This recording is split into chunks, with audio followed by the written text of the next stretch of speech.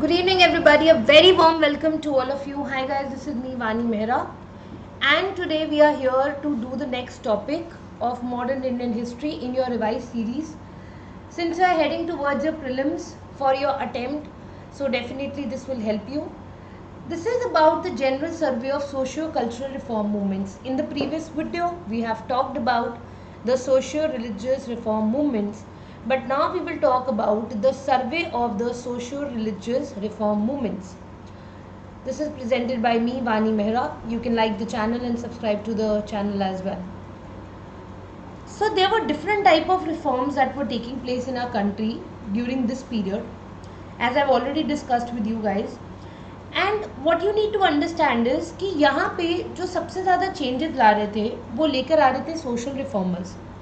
Social reformers के नाम में सबसे बड़ा जो नाम है वो है राजा राम मोहन रॉय का, who was associated with the Brahmo Samaj. Raja Ram Mohan Roy from the period of 1772 to 1833 was often called as the father of Indian Renaissance and the maker of modern India. Modern India का मेकर भी कहा जाता था इनको, and the father of Indian renaissance भी कहा जाता था। He was a man of versatile genius. He believed in the modern scientific approach and principles of human dignity. वो कहते थे इंसान की जो डिग्निटी है वो बहुत इंपॉर्टेंट है और उसे कुछ भी हो जाए, नो मैटर वॉट, अपनी डिग्निटी को सबसे ऊपर रखना चाहिए। इन्होंने काफ़ी सारी बुक्स भी लिखी है, काफ़ी टेक्स्ट भी लिखे हैं, जैसे इनमें से एक सबसे फेमस है, that is called as the gift of monotheist. 1809 के अंदर लिखी थी इन्होंने और बाद में इसे ट्रांसलेट किया गया था बंगाली में। The Vedas and 5 Upanishads to prove his conviction that ancient Hindu text support monotheism. इनका कहने का मतलब था कि जो पुराने हिंदू टेक्स्ट थे वो एक ही भगवान की थ्योरी में बिलीव करते थे, इसलिए इस चीज़ को प्रूव करने के लिए इन्होंने लिखा था the gift of monotheist. UPSC में आपको पूछा जा सकता है राजा राम मोहन रॉय ने इनमें से क्या लिखा है, तो there can be 4 option, then you have to understand gift of monotheist is the correct answer. 1814 में इन्होंने आत्मीय सभा का इस्टेब्लिशमेंट की। 1814 में आत्मीय सभा, उस टाइम पे सभाओं का जो ट्रेंड है वो बहुत ज़्यादा होता था। राजा जो होते थे अपनी सभा समिति के अंदर सब कुछ डिस्कस करते थे, तो आत्मीय सभा सेटअप की गई। बट ये राजा राम मोहन रॉय की आत्मीय सभा इस तरह की थी जिसे आप बोल सकते हो as a society of friends, जहाँ पे ये अपने फ्रेंड्स के साथ सलाह मशवरा करते थे, डिस्कस करते थे, and he try to understand different things. ये सेटअप की थी इन्होंने कैलकटा में, और यहाँ इन्होंने स्प्रेड करने थे अगेन वही आइडियाज़ जो इन्होंने अपनी बुक में लिखे थे gift of monotheist. The ideas related to monotheism और monotheistic ideas of Vedanta, और करते थे ये campaign against idolatry, caste rigidity, कि क्यों कास्ट सिस्टम क्यों इतना रिजिड है हमारी कंट्री में, इसके खिलाफ ये आवाज़ उठा रहे थे। साथ ही साथ में ये बात कर रहे थे मीनिंगलेस रिचुअल्स की, ऐसे आडंबर रिचुअल्स नहीं फॉलो करने चाहिए जिनका कोई मीनिंग नहीं है, और बाकी सोशल इवल्स जो सोसाइटी में चल रहे थे, क्योंकि आप जानते हैं चैप्टर का नाम ही हमारा सोशो कल्चरल रिफॉर्म मूवमेंट है, तो ऑब्वियसली हमें जानना पड़ेगा कि ऐसे कौन से रिफॉर्मर्स थे जिन्होंने इस डायरेक्शन में काम किया। इनका कहना था कि जो रैशनलिज्म है अगर हम अप्लाई करें हर चीज़ को तो हमें समझ आएगा कि जो ब्लाइंड फेथ है वो किस तरह के कॉन्सिक्वेंसेस लेकर आता है। Not only the gift of monotheist, he was very popular for also writing the precepts of Jesus in 1820. He tried to separate moral and philosophical message of the New Testament, which he praised, from its miracle stories. इन्होंने काफ़ी ज़्यादा rat भी face किया है missionaries का over the advocacy to incorporate message of Christ into Hinduism, because obviously he was talking about Hinduism and certainly he is writing about precepts of Jesus, तो उसके कारण काफ़ी ज़्यादा क्रिटिसिज्म, काफ़ी ज़्यादा ऑपोजिशन भी फेस किया था इन्होंने। Also, he stood for a creative and intellectual process of selecting the best from different cultures, over which again he faced orthodox reaction. अगर मैं राजा राम मोहन रॉय की बात करूं तो इनका नाम सबसे ज़्यादा पॉपुलर है ब्रह्मो समाज के साथ जो इन्होंने इस्टेब्लिश किया था। इस समाज के थ्रू या ब्रह्मो सभा के थ्रू ये क्या करना चाहते थे ये चाहते थे कि ये इंस्टीट्यूशनलाइज करे अपने मिशंस को और अपने आइडियाज़ को। जैसे ये चाहते थे कि सोसाइटी में बदलाव आए तो उसके लिए मिशन चाहिए था, एक इंस्टीट्यूशन चाहिए था जिसके थ्रू लोगों को ये मैसेज पहुंचा सके कि इनके आइडियाज़ क्या थे, what he wanted to do. The Samaj was committed to the worship and adoration of the eternal, unsearchable, immutable being who is the author and preserver of the universe. Prayers, meditation, readings of Upanishads were to be the forms of worship. इन सब चीज़ों को पढ़ के worship करने के तरीके यहाँ सिखाए जा रहे थे। आपको मैं एक और बात बताना चाहती हूँ कि जो लॉन्ग टर्म एजेंडा था ब्रह्मो समाज का, वो दो चीज़ें थी। The long term agenda, you can be asked this question also, or if you have to write down about Brahmo Samaj, then you might also have to note down all of these things कि इसका long term objective क्या था। So the Samaj tried to incorporate teachings of other religions also, but at the same time ये चाहते थे to purify Hinduism and preach monotheism. अब इसके पीछे दो कारण थे, ये दो कारण थे वेदास और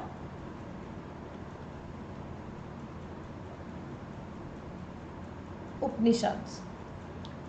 राजा राम मोहन रॉय बिल्कुल नहीं चाहते थे कि वो इस्टेब्लिश करे, he did not want to establish a new religion. वो ये नहीं कह रहे थे कि एक नए धर्म की स्थापना करो, वो चाहते थे कि जो धर्म में वो एग्जिस्टिंग है उसमें ऐसे बदलाव लाए जाए जहाँ पे सोशल इविल्स की जगह ना हो, मीनिंगलेस कस्टम्स की जगह ना हो। इसीलिए ब्रह्मो समाज में कुछ बहुत इंपॉर्टेंट फीचर्स थे।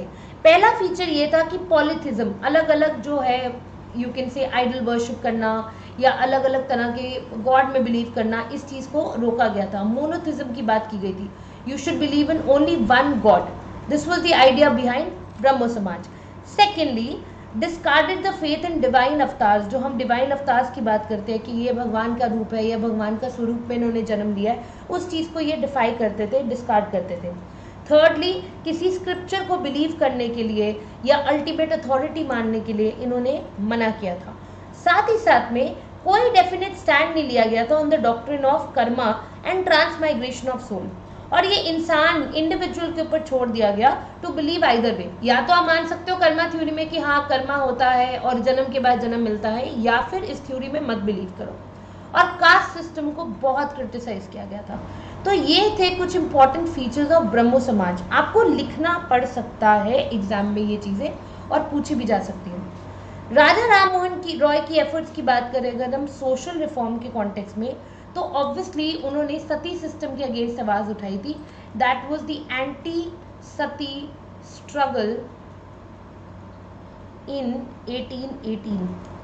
साथ ही साथ में उन्होंने सेक्रेड टेक्स्ट जो थे उसको प्रूव किया कि there is no religion which sanctions the burning alive of widows beside appealing to humanity, reason and compassion. कोई भी ऐसा धर्म नहीं है कि अलाइव लोगों को जिंदा जलाने की परमिशन दे। तो ये इस तरह के कॉन्टेक्स्ट को कोट करते हुए इन्होंने एंटी सती स्ट्रगल 1818 में स्टार्ट किया। साथ ही साथ में जो ब्रिटिश गवर्नमेंट थी उस टाइम पर वो काफ़ी सपोर्टिव थी इन सोशल इवल्स के अगेंस्ट आवाज़ उठाने में। तो उन्होंने रिवॉर्ड किया था राजा राम मोहन रॉय को with the government regulation in 1829। 1818 में जो चीज़ शुरू हुई 1829 में जाके प्रैक्टिस ऑफ सती को क्राइम डिक्लेयर कर दिया गया। तो अब 1829 में sati was considered a crime.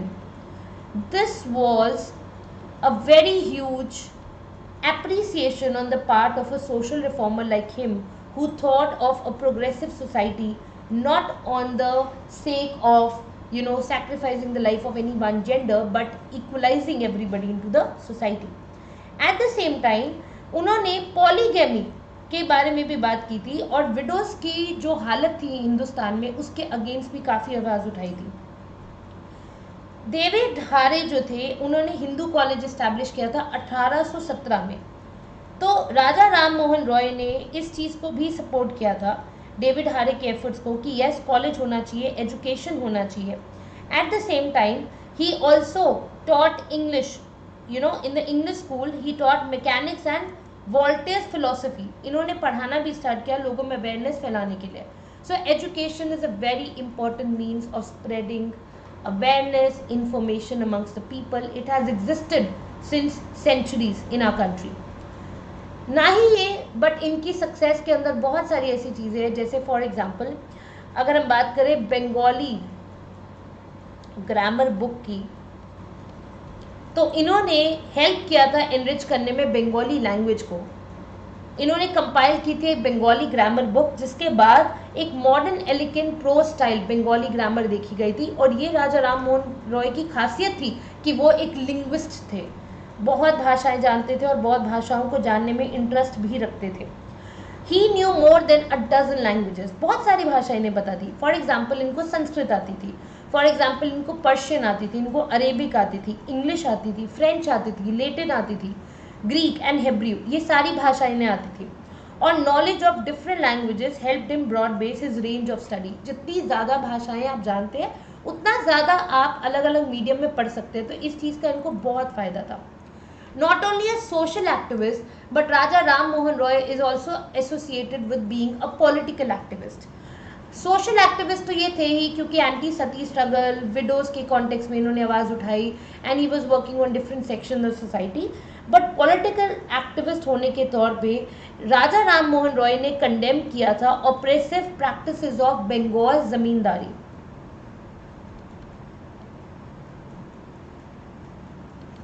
और डिमांड किया था फिक्सेशन ऑफ मिनिमम रेंट.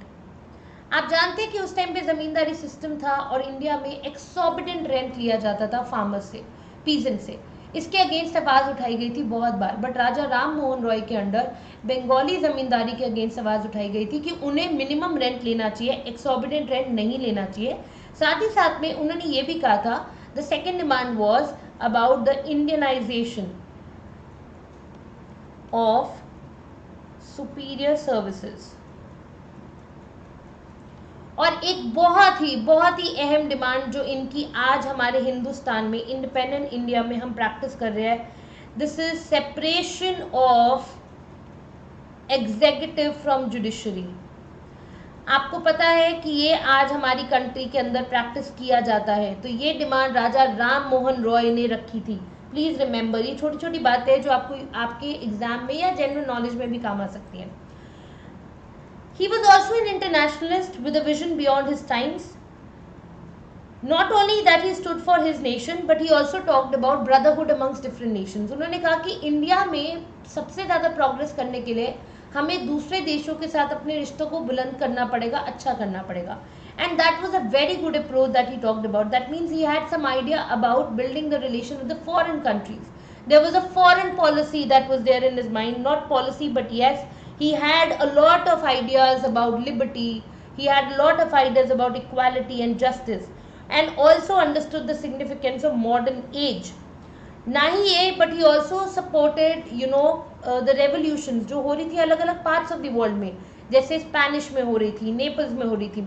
और साथ ही साथ में जो आयरलैंड का ऑपरेशन था by the absentee English landlordism, तो उसको भी इन्होंने कंडेम किया था. तो Roy had a lot of people who were his supporters also or associates, like David Hare, or you can say Debendranath Tagore और चंद्रशेखर देव, ताराचंद चक्रवर्ती एक्सेट्रा.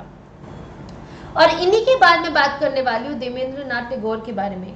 देवेंद्रनाथ टैगोर जो है, इनका नाम था महर्षि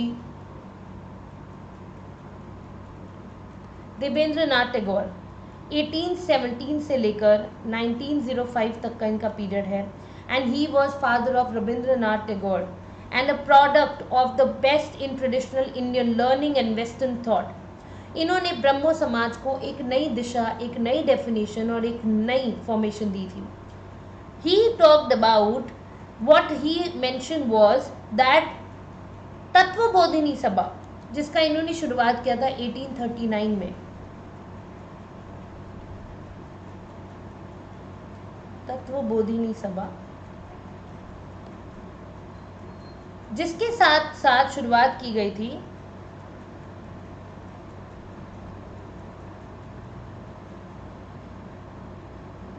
तत्वबोधिनी पत्रिका की बंगाली में.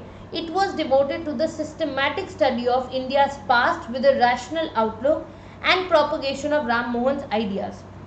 एक नया जो स्ट्रेंथ है वो मेंबरशिप को दिया गया था और साथ ही साथ में जो लोग ब्रह्मो समाज के साथ जुड़े थे उनको इनफॉर्मल एसोसिएशन दिया गया था दोनों सभाओं का, कि वो तत्वबोधिनी सभा और ब्रह्मो समाज दोनों का हिस्सा बन सकते हैं, इनफॉर्मली बन के रह सकते हैं। ब्रह्मो समाज में धीरे धीरे काफ़ी ज़्यादा फॉलोअर्स जो थे राम मोहन के, उन्होंने भी पार्टिसिपेट करना स्टार्ट कर दिया। जैसे डेरोजियन थे, ईश्वर चंद्र विद्यासागर थे, अश्विनी कुमार दत्ता थे।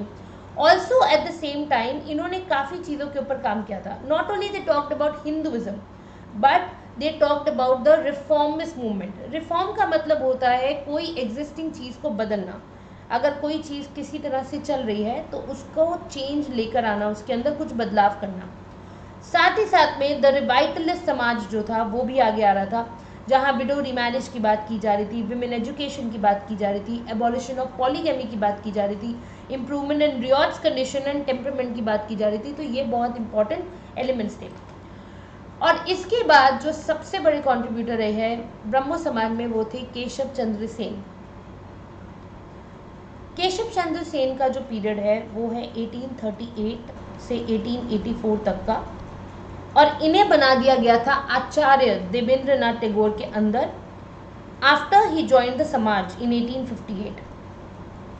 इन्हें केशव भी बोलते थे और इन्होंने काफ़ी पॉपुलराइज की थी ब्रह्मो समाज की जो मूवमेंट है और इसकी ब्रांचेस को बहुत ज़्यादा, बंगाल के बाहर भी, यूपी के अंदर, यूनाइटेड प्रोविंस में, पंजाब में, बॉम्बे में, मद्रास में और बाकी अलग अलग टाउन्स के अंदर भी इसे काफ़ी स्प्रेड किया गया था।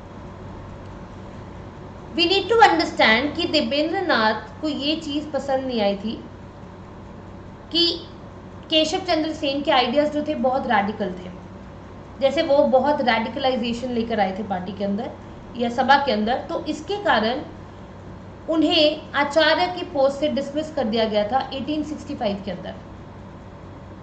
और इनके जो फॉलोअर्स थे इन्होंने फाउंड की एक नई समाज, the Brahmo Samaj of India in 1866। इन्होंने कहा कि हम अलग से काम करेंगे इसके ऊपर। और देवेंद्रनाथ टैगोर का जो समाज था it was came to be known as Adi Brahmo समाज। तो जो ब्रह्मो समाज था एग्जिस्टिंग वाला, उसका नाम हो गया आदि ब्रह्मो समाज। और केशव चंद्र सेन के छोड़ने के बाद उन्होंने जो स्टार्ट किया ब्रह्मो समाज, उसका नाम था ब्रह्मो समाज ऑफ इंडिया। केशव चंद्र सेन ने 1878 में अपनी बेटी की शादी एक माइनर हिंदू महाराजा ऑफ कूच बिहार के साथ कर दी थी, with all the orthodox Hindu rituals caused another split in the Brahmo Samaj of India. जो उन्होंने स्टार्ट किया था उसके अंदर और ज़्यादा डिविजन होगी, डिफ्रेंसिएशन आ गया। और साथ ही साथ में he was considered to be an incarnation of some of his followers, much to the dislike of his progressive followers। और ये लोगों का मानना था कि ये बहुत ज़्यादा अथॉरिटेरियनिज्म रखते थे, इन द सेंस कि ये बहुत ज़्यादा कंट्रोलिंग एटीट्यूड रखते थे, लोगों को कंट्रोल करना चाहते थे। और इनके जो फॉलोअर्स थे जिन्हें इनकी पॉलिसीज अच्छी नहीं लगी, उन्होंने 1878 के बाद ब्रह्मो समाज का एक नया निर्माण किया जिसका नाम था साधारण ब्रह्मो समाज। इसकी शुरुआत करने वाले थे साधारण ब्रह्मो समाज की शुरुआत करने वाले थे आनंदा मोहन बोस, शिव चंद्र देव, उमेश चंद्र दत्ता। और इन्होंने ब्रह्मो समाज की डॉक्ट्रिन्स के अंदर लोगों का फेथ लेकर आया, and they talked again about the ideas of one god, the believe that no scripture or man is infallible, and believe in the dictate of reason, truth and morality. So these were certain kind of changes that were brought to the Brahmo Samaj. We will be talking about the Pratna Samaj in the next session. I hope this is absolutely clear and there is no doubt that you have. If you have any doubts regarding this, you can put down in the comment section. and we will also upload questions regarding this very soon so that you can practice certain questions as well.